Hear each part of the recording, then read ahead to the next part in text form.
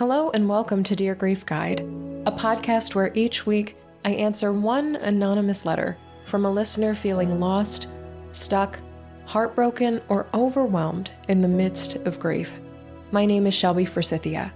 I'm a grief coach and author, and I'm here to help you create a life you love from the life loss forced you to live. Let's get to today's letter. Dear Grief Guide, it's been a year since my dad, who adopted me, passed away from a sudden heart attack. He was my rock, the first person in my life who offered me stability and unconditional love. I grieve for him every day, not on a large emotional scale, but a small one, like a constant low buzz in my head reminding me that he's gone. My dad always wanted the best for me, encouraging me to be better, to chase joy, and to succeed at my passions. And I did really well while he was alive. But now, without him here, it's like the stakes are higher. I can't help but feel like I'm falling short. I feel like I have to make him proud, to honor his life by being the very best version of myself. The tricky part is this. Since his death, I've experienced several scary medical events that I've coped with using drugs and alcohol. A year later, I'm now clean and sober, but I feel a lot of shame for even turning to those things when I know that's not what he'd want for me. The whole time I was using, I could hear his voice in my head, gently reminding me that there are better ways to be, better ways to deal with life's hardships. I know he'd want me to be happy, to live my life to the fullest, but sometimes, even now, it feels like I'm failing him. Every small setback feels like a disappointment, like I'm letting him down. He was such a great man. I want to be a great man like him, too. How do I navigate this overwhelming pressure to live up to the magnitude of his love for me? How can I find peace in knowing that I'm enough, even if I haven't been perfect? Thank you for listening. Sincerely, struggling to measure up. Hi there, struggling. Thank you so much for writing in today with this, because it has many layers, many questions attached to it. It's not just what do I do after his death, it's how do I carry on his memory? It's how do I continue to be a person that he would be proud of? It's how do I know that I'm good? How do I know that I'm enough? How do I know that these things are still true without him here to validate me? And if I think he would be disappointed in me, how do I find some sort of forgiveness or some sort of reconciliation with that? Because he hasn't been here to get me through this, and I'm not sure he would have been proud of how I handled it. There's so much here, and at the core of it all, and I want this to be your focus, is the relationship with and the love you had for your dad. What you two had together as a father and a son is unique and special, and only you can know. I can't know the depth and the nuance and the intimacy and the beauty and the mutual regard. I think in healthy male relationships especially, there is a freedom from competitiveness or a need to meet a standard or beat each other at something. There is a mutual regard of staring at each other saying, you are a good man, and being reflected back, you are also a good man. That's the sense I get from how you describe your father. Not that he has high expectations of you, not that you need to succeed or make a crap load of money or achieve at the highest level, but to be the most whole and actualized and fulfilled version of yourself, whatever that looks like. And it sounds like life after his death has been really hard. And I really, really want to honor that. That mutual regard in his death has gone missing. I want to acknowledge that, at least in my worldview, and I know that there are other people who share this worldview, that people don't turn to things like drugs and alcohol for fun. not at an extreme level or an addictive level. It is to try to cope in the best way you possibly can with the tools you have available to you or don't have available to you, with a great deal of pain and uncertainty and fear and just overwhelm. Just overwhelm.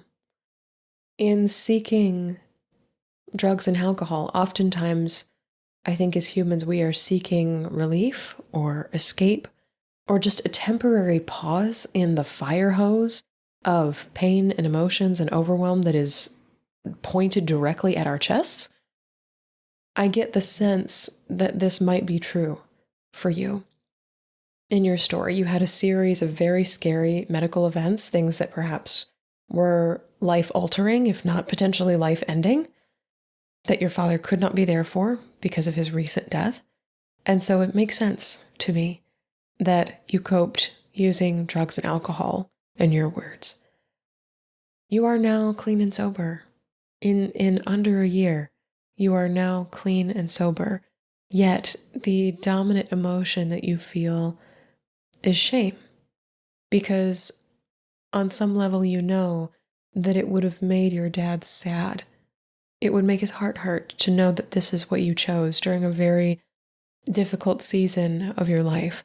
I wonder, though, too, if in your father's heart there was also room for mercy. If he is that source of unconditional love that you mention, if there would still be room and space in his heart, in his story, in his world for you, even though that was your coping mechanism for something that was a really hard experience. I wonder if in some way he would be proud of you for that, for not making the decision to use drugs and alcohol, but for finding and fighting for, as so many people often say, sobriety, achieving that clean and sober status after a really, really double, triple whammy hard season of your life.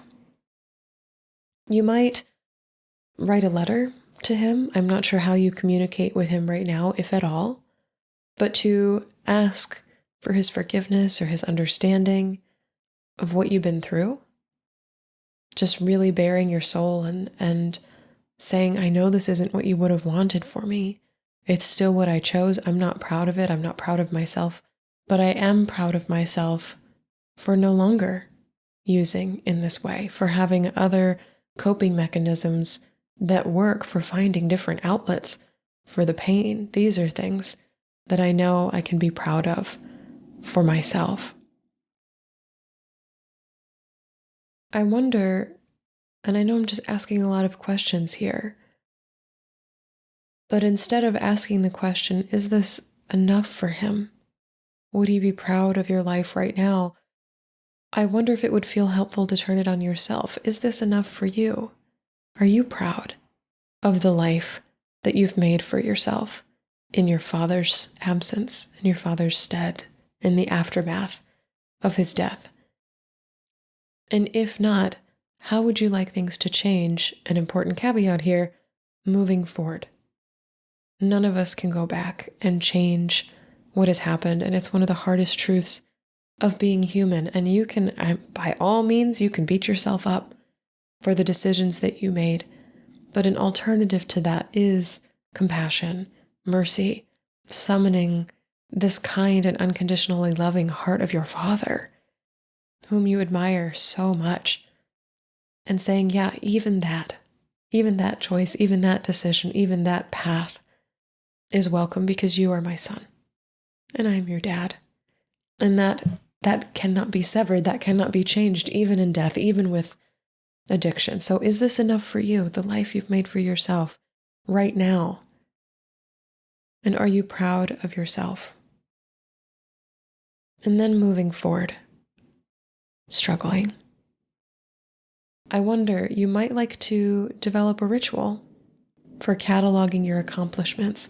Our brains, with their lovely negativity bias, have such a hard time reminding us that we are good people doing good things in the world because we focus on the one time that we weren't. I worked with a client once who, every day after her husband's death, would post a picture to social media of one reason she was proud of herself for getting up that morning. And it may have been making a cup of tea. It may have been driving to the mall to return a pair of shoes. It may have been working in the garden. They were small things to her, but they were also things that felt very hard as she was grieving. And so to catalog them, to sort of create this virtual scrapbook online of like, here's all the ways I'm proud of myself, it helped her to recognize all the ways she was continuing forward and building resilience and practice in being alive after a very sudden and devastating loss. You could take walks and talk to your dad about things that you are proud of in your life, things that you've accomplished that you know he'd be interested in. You might collect things, write them down, put them in a jar, and read them aloud, whether on his birthday, his death anniversary, your sobriety anniversary, whichever of those days resonates most with you. If he has a grave or someplace you go to visit him, you might do this there as well. But just cataloging somewhere, having some dedicated place for what the author Gretchen Rubin would call a to-do list instead of a to-do list, a to-do list. Look what I have done, look what I have made, look who I've become already. And even if the list is small, I know, even just based on the way you describe your dad, he would be so proud that you are continuing on, that you are continuing to be someone largely good, that you are continuing to do things that are largely good, that you have the self-reflection and the self-awareness to even write in a letter like this to a grief podcast and say, help, I want to be better. And that striving for betterness even is something to be proud of and to admire. You are choosing paths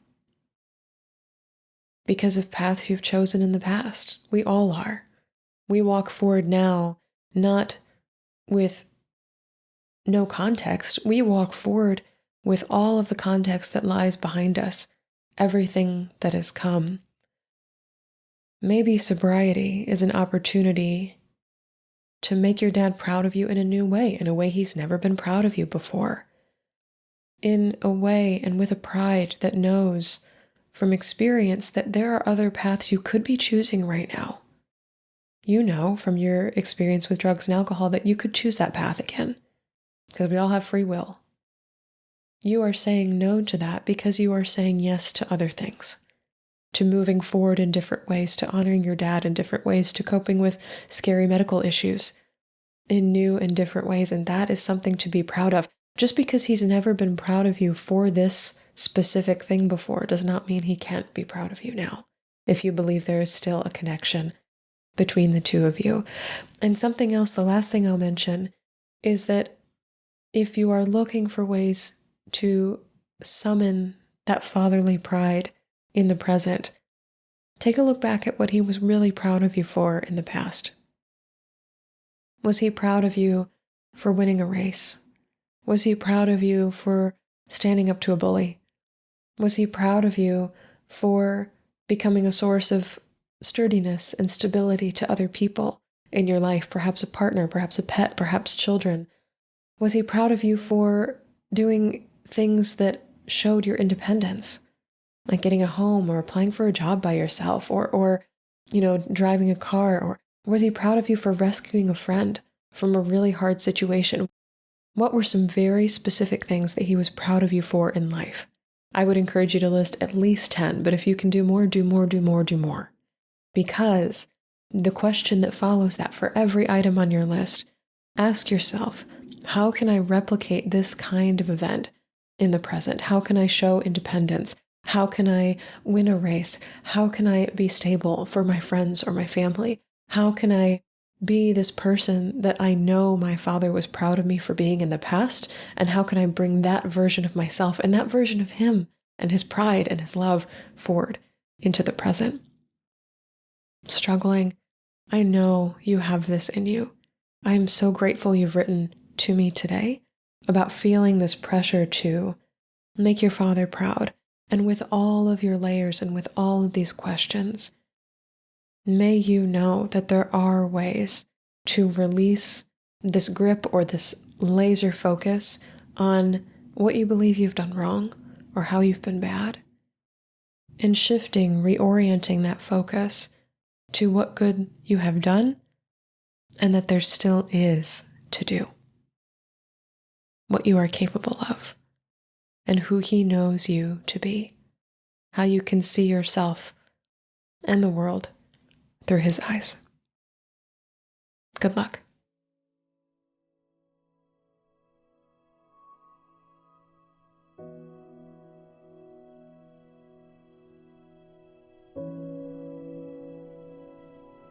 That's all for this episode of Dear Grief Guide.